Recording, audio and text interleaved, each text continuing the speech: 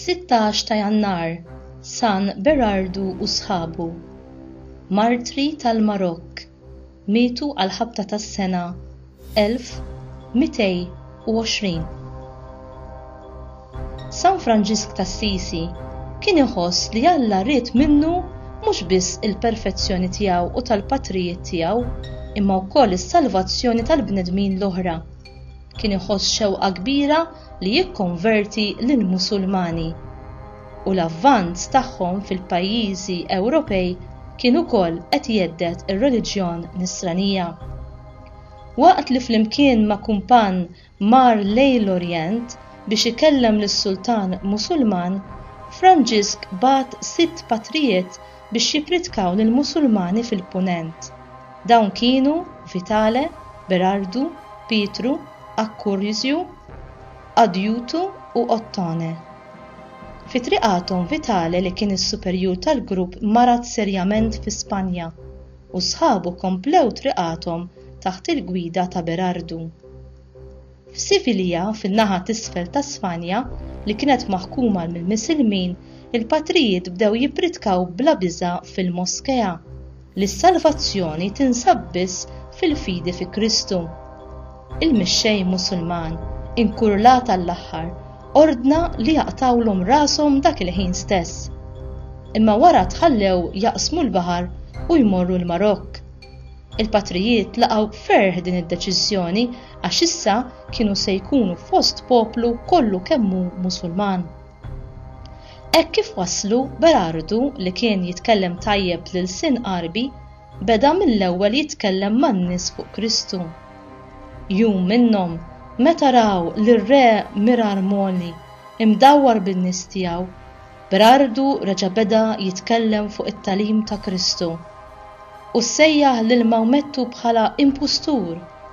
Ir-re ordna li Berardu u sħabu jitkeċċew mill-pajjiż, imma rnexxilhom jiskiċċaw lill-gwardji u reġgħu lura ixandru l-istess tagħlim. Berardu u sħabu ittieħdu quddiem ir-re li wedhom ħafna ġid u postijiet ta' ġieħ jekk isiru Musulmani. Imma Berardu f'isem sħabu qallu li ma kinux lesti jiġħdu lil Kristu, anzi beda jħeġġeġ lill-re jikkonverti għal vera fidi. Meta ra li kollox kien għal xejn, ir-re innifsu qabad ix-xabla u qatel lil kull wieħed mill-patrijiet. Kien is-16 ta' Jannar tal-1220. Kienu l-ewwel martri Franġiskani.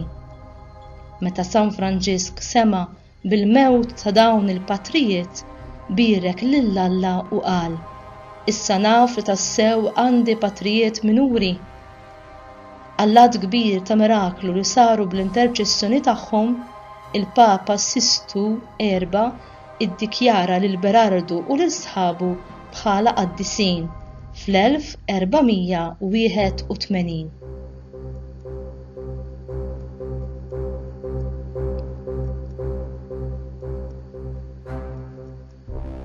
Kien propju fil-kapitlu ġenerali ta' Pentekoste li sar fil-Porzjunkola tal-1217 li San Franġisk iddeċida li jibgħat lil patrijiet minuri jevanġelizzaw barra mill-Italja.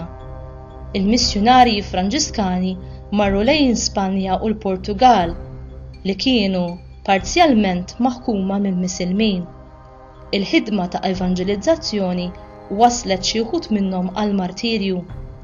Fis-16 ta' Jannar, fra Berardu u 4 Franġiskani sħabu ġew immartirizzati fil-belt ta' Marrakesh fil-Marokk. Il-Franġiskani qasmu l-Alpi lejn Franza, il-Ġermanja, l-Ungerija u l-Bosnija. Aktar tard fl-1224 qasmu wkoll il-Kanal tal-Ingilterra u waslu Dover. Dan li ġej huwa l-messaġġ tal-Qudusija tiegħu il-Papa Franġisku għal ġurnata missjonarja dinjija tal-2018 bit-titlu Flimkien maż-żgħażagħ inwasslu l-Evanġelju lil kulħadd. Ħafna rġiel u nisa, ħafna żgħażagħ taw lilhom infushom ġenerożità xi drabi anki sal-martirju għall-imħabba tal-Evanġelju fil-qadi ta' ħuthom il-bnedmin.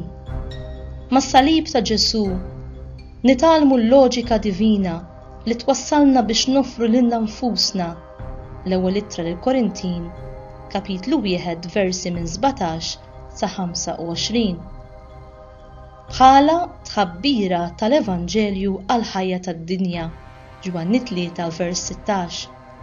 Meta nitkebsu bl-imħabba għal Kristu, nikkonsmaw lilna nfusna f'dan in-nar u dan ikabbarna, idawwalna u jsaħħaħ lil qlubna. Tieni ittra lill-Korintin, kap 5 vers 14. Nistedinkom għall-iskola tal-Qaddisin li jiftħulna orizzonti kbar li jwasslu għal Alla u f'kull ċirkustanza staqsu lilkom infuskom x'kien jagħmel Kristu kieku kien minn floki? Nittrażmettu l-fidi sa trufijiet l-art. It-tixrid tal-fidi permezz tal-attrazzjoni jitlob qlub miftuħa, imfawra bl-imħabba. L-imħabba ma tistax tpoġġilha limitu għaliex l-imħabba hi qawwija bħal mewt. Anja tal-Anijiet 8 vers 6. Dan it-tixrid tal-fidi jiġġenera encounter, xhieda, tħabbira, jiġġenera l-qsim fil-karità ma' dawk kollha li huma l-bogħod mill-fidi, li huma indifferenti u xi drabi forsi anki ostili u kontra l-fidi. Ambjenti umani, kulturali u reliġjużi li huma barranija għall-Vanġelu ta' Ġesu u għall-preżenza sagramentali tal-Knisja jirrappreżentaw il-periferiji estremi. Dawn huma trufijiet tal-art fejn Ġesu bagħat lid-dixxipli missjonarji tiegħu sa minn meta qam mill-mewt fil-waqt li żgurhom li hu se jibqa' magħhom dejjem. Mattew 28 vers 20, Atti kap 1 vers 8. Dan hu dak li aħna nsejħulu Missio ad Gentes, il-periferija l-aktar deżolata tal-umanità li tant għandha bżonn ta' Kristu hija dik fejn hemm l-indifferenza lejn il-fidi u jekk mhux ukoll il-mibeda kontra il-milja divina tal-ħajja. Kull faqar materjali u spiritwali, kull diskriminazzjoni lejn ħutna hija dejjem konsegwenza taċ-ċaħda tal-Alla u tal-imħabba tiegħu. It-trufijiet tal-art kollha llum saru għalikom xi ħaġa relattiva u faċli taslu biex tinnavikaw fiha. Id-dinja diġitali, in-networks soċjali li faċli ssibuhom u li jixterdu ma' kull imkien, xejnu l-fruntieri, eliminaw id-distanzi u naqsu d-differenzi. Kollox jidher li jista' jasal għalih malajr, kollox qrib u immedjat, iżda mingħajr ir-rigal sinċir tal-ħarja jista' jkollna eluf ta' kuntatti iżda qatt ma naslu għal vera komunjoni tal-ħajja. Fil-vokazzjoni mogħtija lilna minn dak li poġġiena fuq din l-art, il-missjoni sa truf l-art titlob minna ir-rigal ta' nfusna. Luqa 9 versi minn 23 sa 25. Nazzarda ngħid li għal żagħżugħ li jrid jimxi wara Kristu l-aktar ħaġa essenzjali hi li jfittex x'inhi l-vokazzjoni tiegħu u jippersevera fiha. Xhieda tal-imħabba. L-opri missjonarji pontifiċi twildu minn qlub żagħżugħa biex jgħinu ħalli t-tħabbir tal-Evanġelju jasal għand il-bnedmin kollha filwaqt li jagħtu semhom għall-iżvilupp uman u kulturali ta' tant ġnus bilanċ għall-verità.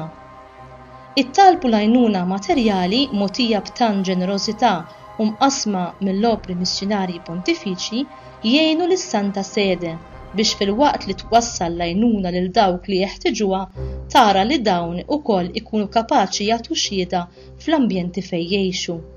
Ħadd mhu daqshekk fqir li ma jista' jagħti xejn minn dak li għandu u qabel kollox minn dak li hu. Nixtieq nerġa' ntenni l-kliem li qed li żgħażagħ fiċ-ċili. Qatt m'għandek taħseb li m'għandek xejn xtati jew li m'għandekx bżonn ta' ħadd.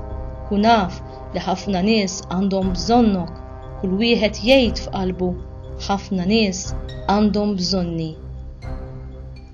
U int qed ixxandar lil Kristu bi kliemek imma l-aktar bil-mod kif inti tgħix. Qed tgħix il-missjoni li Alla sejjaħlek għaliha u li ħadd ħliefek ma jista' jwettaq għax hija s-sejħa personali tiegħek.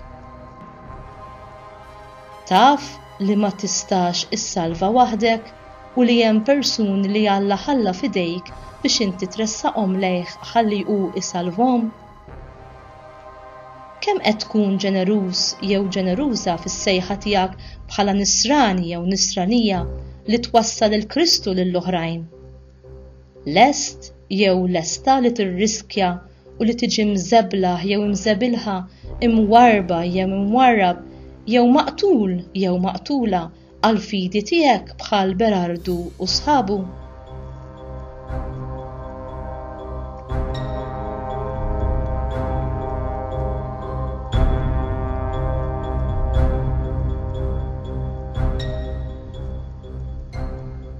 Talba.